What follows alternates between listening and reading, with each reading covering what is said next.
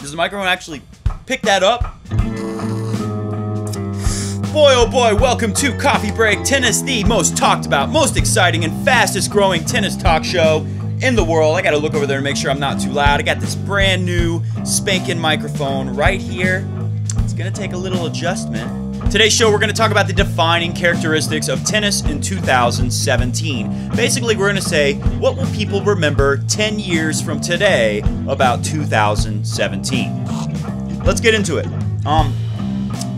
So I'm gonna do a quick little test first. It's like a science experiment. So my question is, I was thinking about this video, everyone's doing a best of the year, and you know, people say all these things like specific shots and points, and what I'm thinking is no one's gonna remember any of that stuff in 10 years. So this is my experiment. I'm gonna talk about 2007 and 2008 off the top of my head. I didn't do any research on the laptop. I'm just going to honestly, when I had the idea for this video, I had to force myself to not think about it because I don't want an unfair advantage. I challenge you guys down below, comment right now, pause the video and comment things you remember from 2008 or 2007, 10 years ago. There he is. There's Mr. Goat. Now it's a real New Year's party. Welcome, Mr. Goat. Happy New Year. I know a lot of you guys out there, comment below, say, get through the fluff, get through the stuff, and get to the news, get to the stories. And I'm going to do that very soon. We're going to get into the top 3 things. But first, we're going to do my experiment. And before that, I'm going to tell you about Crunch Time Coaching. Crunch Time Coaching is the head sponsor for Coffee Break Tennis. Coffee Break Tennis is brought to you by Crunch Time Coaching. Coffee Break Tennis is going to have its very own channel in 2018, so that's coming soon. But we are, for the moment, on Crunch Time Coaching. If you're a tennis player and you love playing the game, you got to check out this channel, Crunch Time Coaching. Subscribe, browse through the channel, see all the videos. There's everything you could ever need to help make your game better. Crunch Time Coaching, a tennis player's ultimate resource, a tennis player's best friend. So before I do my 3 defining characteristics of 2017 tennis, not the year, just the tennis part of the year, which is a big part of the year. There goes Mr. Goat. I'm going to talk about I'm going to do my science experiment. All right, so I haven't done much thinking about it. I've really tried not to. What happened in 2008? Hit the clock. I'm probably not going to take time to edit in a clock, but imagine it's going tick, tick, tick, tick, tick, tick, tick, tick. I've been wanting to get up close to this mic and see what it sounds like. Tick, tick, tick, tick, tick, tick. That doesn't sound like any clock anyone has anywhere in the world. 2008, what do I remember? Blue courts at the Australian Open. I remember, not to get into 2007 too much, but Serena Williams wins 2007 on these like greenish courts. Roger wins too. 2008, it's blue. You got to realize, in 2008, no one had really won a major besides Roger and Rafa. No one. For almost 4 years. It's been a long time. And a lot of it's because of Rafa being dominant on clay. But Roger's winning like everything else. Roger's doing most of the heavy lifting there. But don't get me wrong, Rafa's getting in like every final. So it's always Roger Rafa in the finals of majors almost every time for years. 2008, things totally changed. Djokovic has his big coming out party. He wins the Aussie Open on the blue stuff, which of course was to catch on later. They even tried blue clay. I remember the blue clay. I was a big fan of the blue clay. They should do the French Open as blue clay. Djokovic wins and stuns us because he beats Federer in the semis, and Federer has made it to the final and either won the tournament or lost in the finals of every major for like 4 years straight. So it was very shocking. Tsonga beats Rafa. That's shocking. People probably remember blue courts, Djokovic's coming out party. Then I want to say Rafa beats down Roger at the French. People probably don't remember that because what they remember is the 2008 greatest match ever, Wimbledon final, Roger and Rafa. I don't know if people remember this, but I remember Roger still has something to say, and he wins the U.S. Open to say, hey, this might have been a rough year for me, but I'm not finished. I'm not going anywhere. Watch out. I'm going to do some more stuff in 2009. So Roger wins the 2008 U.S. Open, I believe, against Andy Murray. By the way, fact checkers, correct me if I'm wrong about any of this stuff below. All right, so what do you think, out of all those things I just said, what do people probably remember? Probably remember the blue courts. Main thing they remember 2008, most people, average, casual tennis fans, even some passionate ones, they probably just remember Roger and Rafa. Rafa wins the Wimbledon final, the greatest match of all time. According to McEnroe, he said it at the time. A lot of people said it. Very widely agreed on. Let's get into the top 3 moments of 2017 in tennis. Number 3 is the stunning fall from grace for Djokovic and Andy Murray. So when we started 2017, no one, of course, expected Roger and Rafa to do what they did. And a lot of people would have expected Djokovic and Murray to do pretty well. Some people were thinking maybe Djokovic will win all 4 this year. And that was pretty far off. A lot of people thought, maybe Murray will win another Wimbledon or something like that. And what actually happened for Djokovic and Murray in 2017 is pretty stunning. It's pretty shocking. So that's why I think people will remember that. It's number 3, so I don't think it's what 2017 will be remembered for, but it's definitely one of the defining moments of 2017 in tennis. Djokovic and Murray, especially, it's going to be aggravated if we go into with all the rumblings about none of these guys being healthy. He's back! Are people going to remember like Wawrinka and Nishikori, Berdych, these guys were hurt? Not really, because Murray and Djokovic were so dominant. Obviously Murray not as dominant as the other members of the Big Four, but 2 of the Big Four went down hard in 2017. That is defining characteristic number 3 for 2017 tennis year. We're losing light! Number 2, and I know the Raw fans and the Joker faces and the 1% Andy Murray fans out there are going to freak out, but number 2 is La Decima. Obviously, that means that even though Rafa's number 1 in 2017, year-end ranked number 1 in the world, I might put somebody else ahead of him for what we remember about 2017. Let me not get into that. Let's talk about what Rafa did this year. Don't look at the cup. Rafa was awesome this year. Rafa had a lot of doubters, a lot of haters, comes back, number 1, wins 2 majors, and people are going to remember the 10 French Opens. That's going to be one of maybe it is number 1 for some people. Number 2 for me, and I think the average tennis fan, most people, 10 French Opens and 10 Barcelonas. I don't know if people are going to remember which other clay tournaments, but they'll probably think Nadal won his 10th multiple clay tournaments in 2017. They might give him more. They might say, oh, he won all the clay tournaments leading up to the French Open 10 times, his 10th time in 2017. The legend may grow, but what people remember is 10 French Opens and some other clay tournaments, 2, maybe 1, 2, 3, not sure. No one will remember for sure. Only the diehards. So, La Decima, and the way that he was able to come back to number 1 in the world, Rafa, bravo. And of course, we get to number 1, this guy. Why? Why am I putting him ahead? Not because, let me turn my fat head around. No bias here.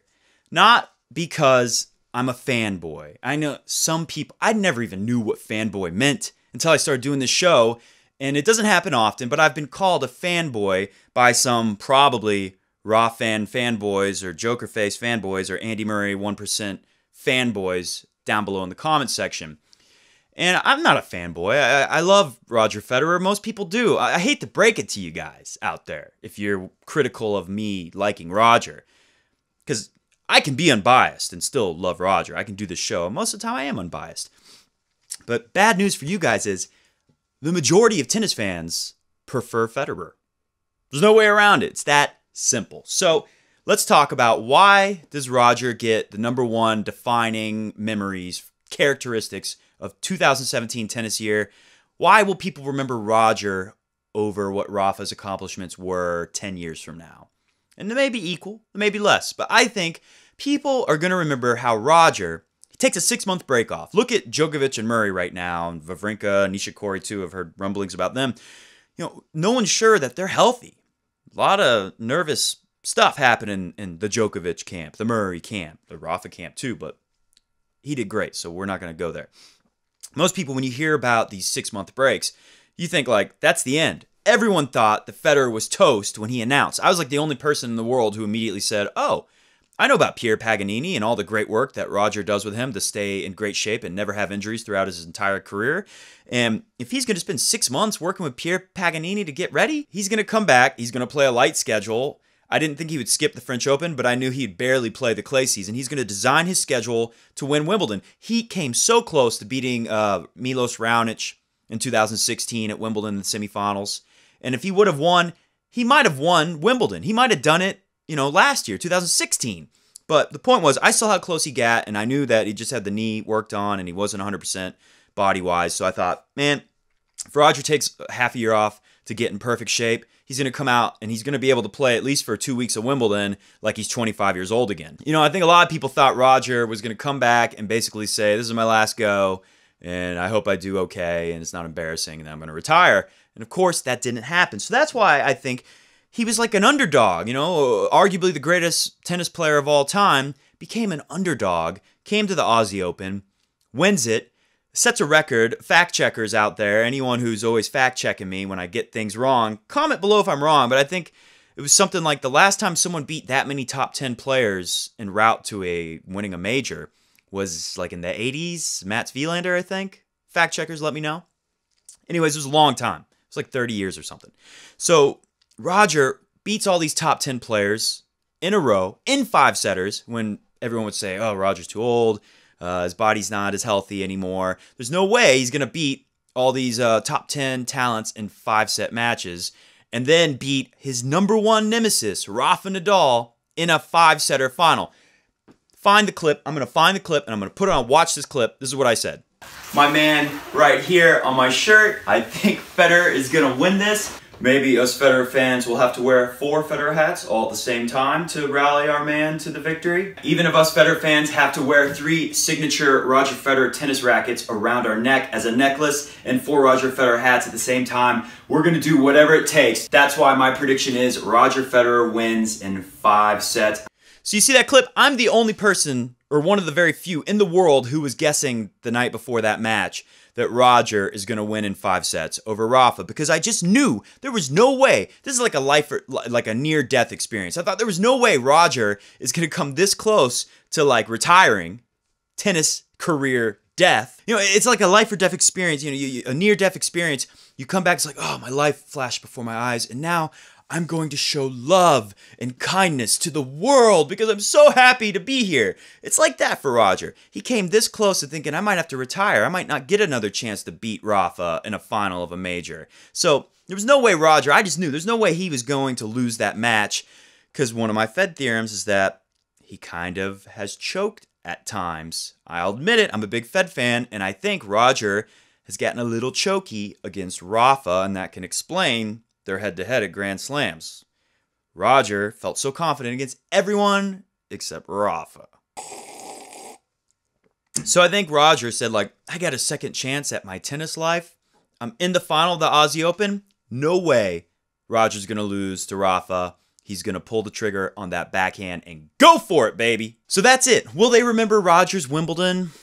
Yeah, probably. Will they remember anything else? The Sunshine Devil? Maybe. You know, that's a little footnote in the tennis history book. Definitely something to brag about. But the one thing, the defining characteristic from this year, it's been a great year, other than CBT being invented, you know, this show. People remember that. This show started. But I think the #1 thing they'll remember is Roger defies all odds and wins as a 35-and-a-half-year-old against his #1 nemesis in a 5-setter at the Australian Open. And then that face, when he realizes he won it and he does the challenge, or did Rafa challenge it? No one will remember who challenged it, but they'll remember the look on Roger's face when he realized, like a little schoolboy, that he's won the Australian Open after taking a 6-month break from tennis. Hawkeye decides the outcome. It's in! Victory for Federer! Well, Fedheads, that's it for me, and that's it for 2017. So, hey, Happy New Year's to you guys out there. Make sure you check out Crunch Time Coaching, subscribe to the channel. Very soon, I'm going to be putting some channels on videos on a new channel, the Coffee Break Tennis channel. We'll also put videos here, too, while people make the transition and start to realize that Coffee Break Tennis is going to be its own channel, only exclusive content over there. So that's coming next year. Mr. Goat had a good year. I had a good year. I hope you guys had a good year. This guy had a good year. And we got some videos coming out soon, and we're going to talk about how it's looking like he might have another good year, especially when all those dangerous threats to Roger are not sure if they're going to be able to even play at the Australian Open. Happy New Year's, guys, and thanks so much for watching Coffee Break Tennis.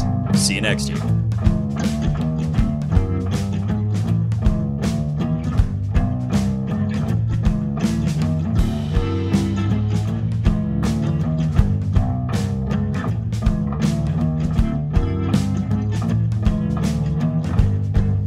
what, guys? I'm always going to think of year 2017 in tennis as the year of the GOAT. And that's why my newest addition, a gift from Pete, the founder of Crunch Time Coaching, is the defining moment of the year. Look at what I got on the wall. This is what people remember. Vidal, Rafa, and Roger owned 2017, and boy, was it awesome. Vidal.